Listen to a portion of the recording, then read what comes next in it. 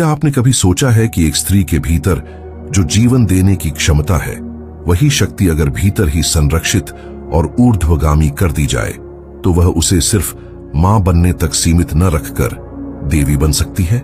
यह कोई काल्पनिक बात नहीं है। यह हर स्त्री के भीतर छुपी हुई सबसे गहरी आध्यात्मिक सच्चाई है। हम अक्सर इस शक्ति को केवल शारीरिक दृष्टि से देखते हैं, लेकिन यह ऊर्जा सिर्फ शरीर बनाने वाली शक्ति नहीं, बल्कि आत्मा को परमात्मा तक पहुंचाने वाली सीढ़ी भी है। हर स्त्री के भीतर रज शक्ति होती है, जो केवल एक शारीरिक द्रव्य नहीं, बल्कि सूक्ष्म ऊर्जा का भंडार है। साधारण जीवन में यह ऊर्जा मासिक चक्र, गर्भधारण और प्रसव में उपयोग हो जाती है, लेकिन अगर इसे संयमित और शुद्ध कर दिया जाए तो यह ऊपर की ओर प्रवाहित होकर साधना का ईंधन बन सकती है। प्राचीन योग परंपराओं में इसे ऊर्ध्वगमन की प्रक्रिया कहा गया है। इसका अर्थ है कि नीचे की ओर बहने वाली यह ऊर्जा इंद्रियों की तृप्ति में समाप्त न होकर रीढ़ की सीढ़ियों से होते हुए सहस्रार तक पहुंच जाए। लेकिन यह आसान नहीं है, क्योंकि स्त्री का मन और शरीर दोनों प्रकृति से जुड़ाव रखते हैं, और प्रकृति का अर्थ है सृजन, आकर्षण, संवेदना। इसीलिए ब्रह्मचर्य का पहला चरण है अपने शरीर को समझना, उसकी लय को पहचानना, अपने आहार, अपनी दिनचर्या और अपनी सोच को इस तरह ढालना कि ऊर्जा का अपव्यय न हो। जैसे भारी और उत्तेजक भोजन मन और शरीर को नीचे खींचते हैं, वैसे ही हल्का सात्विक आहार ऊर्जा को ऊपर ले जाता है।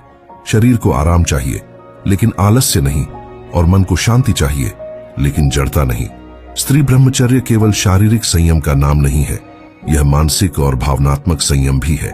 जब कोई स्त्री अपने मन को वासनात्मक विचारों से बचाती है, जब वह आकर्षण को केवल बाहरी रूप में नहीं बल्कि आत्मिक सौंदर्य में देखने लगती है, तब उसका चित्त धीरे धीरे शुद्ध होने लगता है।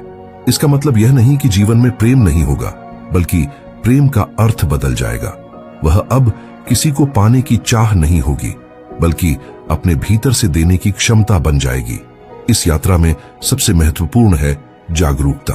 अपनी हर क्रिया, हर विचार और हर भावना पर नजर रखना। जब मन में कोई कामना उठती है तो उसे दबाना नहीं, बल्कि देखना, समझना और धीरे धीरे उसे बदल देना। यह परिवर्तन रातों रात नहीं होता, लेकिन एक एक दिन करके मन अपने आप संयम में आने लगता है। योग की दृष्टि से जब रज शक्ति को रोका जाता है और साधना के माध्यम से उसे ऊपर ले जाया जाता है, तो वह ओज में बदलती है। ओज केवल चेहरे की चमक या आवाज की मिठास नहीं, बल्कि वह आभा है जो भीतर की शक्ति के कारण प्रकट होती है। इसे कोई छू नहीं सकता, कोई चुरा नहीं सकता। यह आपका सबसे अमूल्य खजाना है।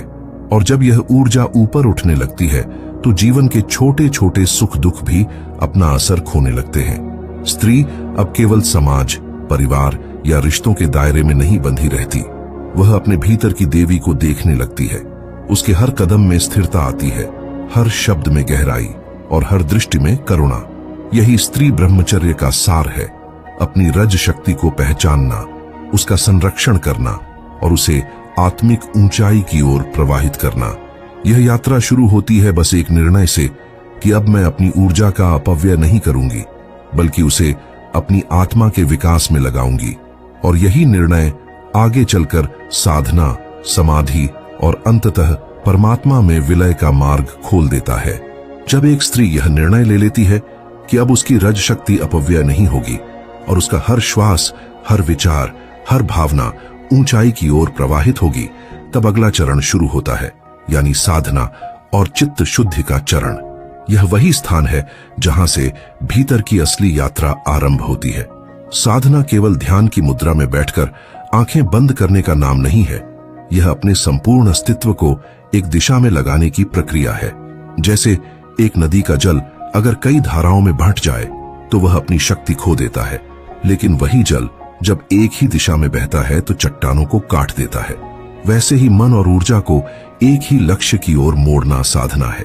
इस यात्रा में सबसे पहले मन से मैल हटाना जरूरी है। यह मैल केवल नकारात्मक विचार नहीं है, बल्कि वे सूक्ष्म संस्कार हैं जो जन्म जन्मांतर से मन में जमा होते हैं। जब भी कोई वासनात्मक विचार आता है, कोई पुरानी स्मृति मन को भटकाती है, तो समझना चाहिए कि यह मन का मैल है जो ऊपर उठने से रोक रहा है। इसे मिटाने का सबसे प्रभावी तरीका है जागरूकता और नियमित साधना। सुबह का समय साधना के लिए सबसे उपयुक्त है। सूर्योदय से पहले का समय, जिसे ब्रह्म मुहूर्त कहा जाता है, जब वातावरण में शांति और ऊर्जा का संतुलन होता है। उस समय बैठकर प्राणायाम करना, गहरी और धीमी सांसें लेना और हर श्वास के साथ यह अनुभव करना कि भीतर शांति फैल रही है, धीरे धीरे मन को स्थिर करता है। प्राणायाम केवल फेफड़ों का व्यायाम नहीं है, यह प्राण शक्ति को शुद्ध करने और उसे नियंत्रित करने का विज्ञान है। इसके बाद ध्यान का अभ्यास। शुरुआत में मन बार बार भटकेगा, विचार आएंगे, शरीर असहज होगा, लेकिन यह सामान्य है। मन को बलपूर्वक रोकना नहीं है, बस उसे देखना है, जैसे कोई दूर से बहती नदी को देख रहा हो। जब मन को देखा जाता है तो वह धीरे धीरे शांत होने लगता है और एक समय आता है जब विचारों के बीच अंतराल बढ़ने लगते हैं और उन अंतरालों में शांति का गहरा स्वाद मिलता है। यही चित्त शुद्धि का पहला संकेत है। मंत्र जप भी इस प्रक्रिया में अत्यंत सहायक है। मंत्र का अर्थ केवल शब्दों का उच्चारण नहीं है, बल्कि वह ध्वनि तरंग है जो चित्त की गहराई तक पहुंचती है। जब कोई मंत्र निरंतर जपा जाता है तो वह मन के अवचेतन में उतरकर पुराने संस्कारों को धीरे धीरे धो देता है। यह वैसा ही है जैसे बहता हुआ पानी पत्थर की सतह को समय के साथ चिकना कर देता है। सत्संग और शास्त्र पठन भी साधना का हिस्सा है। यह मन को सही दिशा में रखने का साधन है। जब आप उन लोगों के साथ समय बिताते हैं जो भीतरी यात्रा पर हैं, या उन ग्रंथों को पढ़ते हैं जो सत्य की ओर ले जाते हैं, तो आपका मन अपने आप उसी दिशा में ढलने लगता है। यह ठीक वैसे है जैसे अगर आप किसी सुगंधित फूल के पास बैठें तो उसकी खुशबू अनायास ही आपके कपड़ों में बस जाती है। चित्त शुद्धि का मतलब केवल वासनाओं का नाश नहीं, बल्कि लोभ, क्रोध, ईर्ष्या और अहंकार को भी कम करना है। यह वे गांठें हैं जो ऊर्जा को ऊपर जाने से रोकती हैं। जैसे जैसे साधना गहरी होती है, साधक अपने भीतर इन गांठों को देखना शुरू करता है। पहले पहल इन्हें स्वीकारना कठिन लगता है क्योंकि अहंकार इन्हें ढक देता है, लेकिन साधना का प्रकाश इतना तेज होता है कि ये छिप नहीं पाती। दिनचर्या भी साधना का हिस्सा है।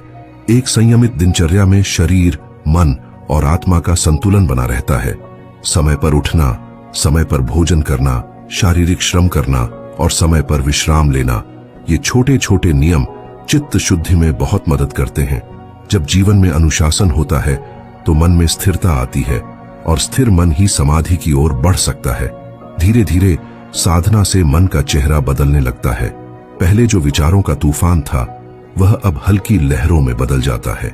भीतर एक अनकहा सुकून महसूस होता है, जैसे किसी लंबे सफर के बाद आप अपने घर के दरवाजे पर पहुंच गए हों। अब साधक केवल बाहरी जीवन में नहीं जीता, वह भीतर की दुनिया में भी जीना सीख जाता है। यही वह अवस्था है जहां से आगे समाधि की ओर कदम बढ़ते हैं। चित्त जब शुद्ध हो जाता है तो वह दर्पण की तरह हो जाता है जिसमें सत्य का प्रतिबिंब साफ साफ दिखाई देता है।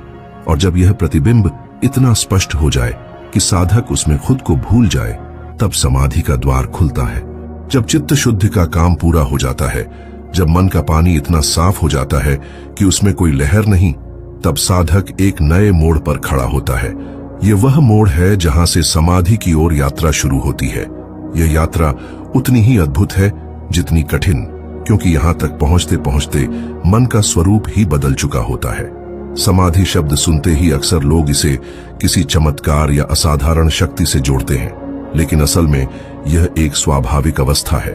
यह वह क्षण है जब साधक अपनी देह, अपने विचार, अपनी पहचान से परे चला जाता है। मानो कोई नदी समुद्र में मिल जाए और फिर कभी नदी न कहलाए, बस समुद्र बन जाए। साधना के प्रारंभिक चरणों में ध्यान में बैठते समय शरीर का बोझ महसूस होता है, विचार आते जाते रहते हैं, लेकिन चित्त शुद्धि के बाद यह सब धीरे धीरे मिटने लगता है। सबसे पहले साधक को अनुभव होता है कि शरीर जैसे हल्का हो रहा है। यह कोई कल्पना नहीं, बल्कि ऊर्जा का वास्तविक परिवर्तन है। प्राण जो पहले इंद्रियों में बिखरा हुआ था, अब भीतर एकत्र होने लगता है। यह एकाग्र प्राण शक्ति शरीर को स्थिर कर देती है। अब बैठना कोई मजबूरी नहीं रहता, बल्कि शरीर स्वयं स्थिर हो जाता है। आंखें बंद हों या खुली, साधक को कोई फर्क नहीं पड़ता, क्योंकि ध्यान अब भीतर टिक गया है। फिर आता है विचारों का विलय। साधक देखता है कि मन में विचार आ रहे हैं, लेकिन वे अब उसे खींच नहीं पा रहे। यह वैसा ही है जैसे आसमान में बादल हों, लेकिन हवा उन्हें जल्दी जल्दी उड़ा ले जाए। कुछ क्षण के लिए विचार पूरी तरह रुक जाते हैं और उस रिक्तता में एक गहरी शांति का अनुभव होता है। यही अनुभव समाधि का पहला स्पर्श है। समाधि के भी अनेक स्तर होते हैं। प्रारंभिक अवस्था को सविकल्प समाधि कहा जाता है, जहां साधक अभी भी सूक्ष्म रूप से अपने अस्तित्व को जानता है और अनुभवों का स्वाद ले रहा होता है। इस अवस्था में वह कभी दिव्य प्रकाश देख सकता है, कभी अद्भुत ध्वनियां सुन सकता है, कभी अनंत विस्तार का अनुभव कर सकता है। लेकिन यह सब अभी भी अनुभूति के स्तर पर है, यानी कोई है जो इन सब को अनुभव कर रहा है। जैसे जैसे अभ्यास गहराता है, साधक निर्विकल्प समाधि की ओर बढ़ता है। यहां न कोई अनुभव है, न अनुभव करने वाला, बस अस्तित्व है, शुद्ध चेतना है। यह शब्दों से परे है, क्योंकि इसे व्यक्त करने के लिए भाषा में कोई स्थान नहीं। यह वैसा है जैसे कोई नमक की डली समुद्र में गिरकर पूरी तरह घुल जाए। अब वह न नमक है न डली, बस समुद्र का हिस्सा है। समाधि में समय का भी कोई अर्थ नहीं रह जाता। आप 1 घंटे बैठे हों या 1 क्षण, दोनों एक जैसे लगते हैं। कई साधकों ने बताया है कि समाधि में उन्हें ऐसा लगा जैसे केवल 5 मिनट बीते हों, लेकिन बाहर की दुनिया में कई घंटे गुजर चुके थे।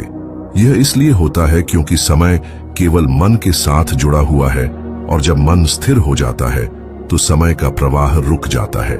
इस अवस्था में देह की सीमाएं मिटने लगती है। साधक को लगता है कि वह केवल अपने शरीर तक सीमित नहीं है, बल्कि हर दिशा में फैल गया है। कभी यह अनुभव आनंद से भर देता है, कभी एक अजीब सी गहन शांति में डुबो देता है।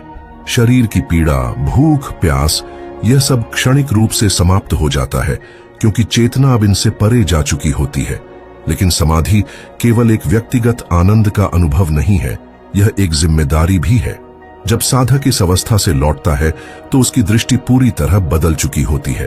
अब वह लोगों को उनके बाहरी रूप में नहीं देखता, बल्कि हर एक में वही चेतना देखता है जो उसने समाधि में अनुभव की थी। यह अनुभव उसे और अधिक करुणामय, धैर्यवान और सत्य के प्रति निष्ठावान बना देता है। समाधि में एक और अद्भुत परिवर्तन होता है, भय का अंत। जब आप स्वयं को केवल शरीर नहीं बल्कि असीम चेतना के रूप में पहचान लेते हैं, तब मृत्यु भी आपको डराती नहीं। आप जानते हैं कि शरीर जाएगा, मन भी जाएगा, लेकिन आप जो हैं वह कभी नष्ट नहीं होगा। यह समझ न केवल साधक के जीवन को बल्कि उसकी मृत्यु को भी एक नया अर्थ दे देती है। प्राचीन ऋषियों ने समाधि को योग की चरम अवस्था कहा है, लेकिन उन्होंने यह भी कहा है कि यह अंत नहीं है। समाधि वह द्वार है जिसके पार अद्वैत अनुभव है, जहां साधक और परमात्मा में कोई भेद नहीं रहता। यही कारण है कि कई साधक समाधि में स्थिर रहने के बजाय आगे बढ़कर अंतिम मुक्ति की ओर जाते हैं। अब यात्रा का अगला पड़ाव वही है जब साधक न केवल देह और मन से परे जाता है, बल्कि मैं और मेरा का भाव भी पूरी तरह समाप्त हो जाता है। यह वह अवस्था है जहां साधक और परमात्मा में कोई अंतर नहीं रह जाता, जहां केवल एक अद्वैत अनुभव शेष रहता है। जब साधक समाधि के गहरे सागर में उतर चुका होता है, जब उसने अपने भीतर और बाहर की सीमाओं को मिटते हुए देख लिया होता है, तब उसकी यात्रा का अंतिम चरण शुरू होता है, जो है परमात्मा में विलय। यह वह अवस्था है जहां न केवल शरीर और मन की पहचान समाप्त होती है, बल्कि मैं और मेरा का भाव भी पूरी तरह गल जाता है। अब न कोई साधक बचता है, न कोई साधना, बस शुद्ध अस्तित्व रह जाता है, जो आदि से अनंत तक है। समाधि में अनुभव और अनुभव करने वाला दोनों एक साथ उपस्थित रहते हैं, लेकिन विलय में यह भी नहीं रहता। यहाँ साधक यह भी भूल जाता है कि वह कभी अलग था। जैसे पानी की एक बूंद समुद्र में गिरकर यह नहीं कह सकती कि वह बूंद है, वैसे ही आत्मा परमात्मा में मिलकर अपने अलग होने का कोई दावा नहीं कर सकती। यह अद्वैत की अवस्था है, जहां द्वैत का कोई अंश भी नहीं रहता। इस अवस्था में शब्द, विचार और वर्णन सब असमर्थ हो जाते हैं। आप किसी को समझा नहीं सकते कि यह कैसा है। जैसे कोई व्यक्ति जिसने कभी मिठास का स्वाद नहीं चखा, उसे शहद के बारे में बताने की कोशिश करें, वह सुनेगा, लेकिन असली स्वाद का अनुभव तभी होगा जब वह स्वयं चखेगा। विलय का अनुभव भी ऐसा ही है।